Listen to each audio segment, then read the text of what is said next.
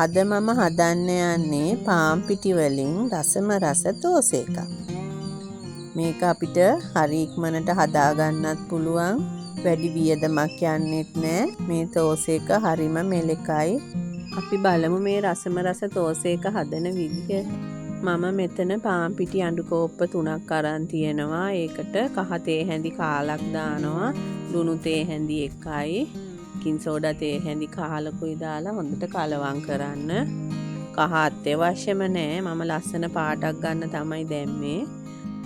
අපිට මේක අනා ගන්න පොල් කිරි හෝ වතුර පාවිච්චි කරන්න පුළුවන්. මම අද පාවිච්චි කරන්නේ වතුර. පොල් කිරි දැම්මොත් තවත් මේක රසවත් කරගන්න පුළුවන් අපිට. ඔයාලා කැමති දෙයක් දාන්න. මේ පිටි මිශ්‍රණය හොඳට කැටි නැති වෙනකන් අපි අනා ගන්න ඕනි. ඔයාලට බ්ලෙන්ඩර් කප් එකට දාලා වුණා හදා ගන්න පුළුවන්. කැටි තියෙනවා නම් පෙරා ගන්න. මේ පදමට තමයි තියෙන්න ඕනි. මේක අපි මිනිත්තු 15ක් වහලා තියමු. ඊට පස්සේ අපි මේකට දාන තෙම්පරාදුව හදාගමු. තෙල් මේස හැන්දක් ලිපේ තියලා ඒක රත් වෙනකොට ඒකට අබ ඇට තේ හැන්දකුයි සූදුරු ඇට තේ හැන්දකුයි දැම්මා. ඒ ටික තෙලේ පුපුරන්න දෙන්න. ඊට පස්සේ ඒකට එකතු කරනවා හීනියට කපාගත්ත සුදු ලුණු මේ තේ හැඳි එකකුයි කරපිංචයිති 2ක් විතරයි අවු මිරිස් කරල් 2ක් විතරයි රතු ලුණු හරි රට ලුණු හරි මේස හැඳි 2ක් විතර දාලා හොඳට තෙම්පරාදු කරගන්න. දැන් අපි විනාඩි 15ක් තියපු අපේ මේ මිශ්‍රණයට අපි තෙම්පරාදු කරගත්ත ලුණු ටික දාමු. දාලා හොඳට කලවම් කරන්න. ඒකෙන් තමයි අපේ දෝස එක ගොඩක් රසවත් වෙන්නේ. කලවම් කරලා ලුණු එහෙම මදි නම් ලුණු දාලා ආයි මිශ්‍ර කරගන්න.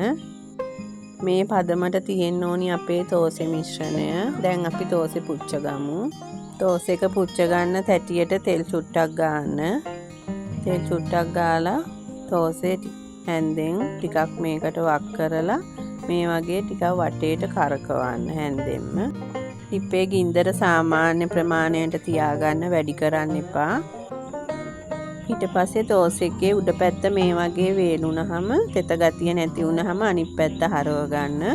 ඒ පැත්තත් විනාඩියක් විතර පුච්ච ගන්න. දැන් මේ දෝස එක අපිට බා ගන්න පුළුවන්. ඊළඟ දෝස එක දාන්න මං තැටියට තෙල් ගෑවේ නෑ. මේක නන් ස්ටික් ෆෑන් එක නිසා හොඳට ගැලවෙනවා. දෝස 2-3ක් මේ විදිහට දාගෙන ඊට පස්සේ ආයි තෙල් ගාගමු. මේ බලන්න හොඳට සිදුරු වගේ ඇවිල්ලා තියෙනවා. දෙපැත්තම දාලා හොඳට දෝස එක පුච්ච ගන්න. මේක අපි තෙම්පරාදුවක් දාපු නිසා නිකන් උනත් අපිට කන්න පුළුවන්. දෝස චට්නි එකත් එක්ක හරිම රසයි මේක. තව අපිට ඕනනම් පරිප්පු මිරිසට උයලා තෙම්පරාදු කරලා ඒ වගේ දෙයක් එක්ක වුණත් කන්න පුළුවන්. ඔයාලත් ඉක්මනටම හදලා රස බලන්න. ඔයාලා තවමත් මගේ channel එක subscribe කරලා නැත්නම් subscribe කරන්න කියලා මං ඉතා ආදරයෙන් ඉල්ලා සිටිනවා. අපි තවත් අලුත් වීඩියෝවකින් හමු වෙමු. සුබ දවසක්. පරිස්සමෙන් ඉන්න.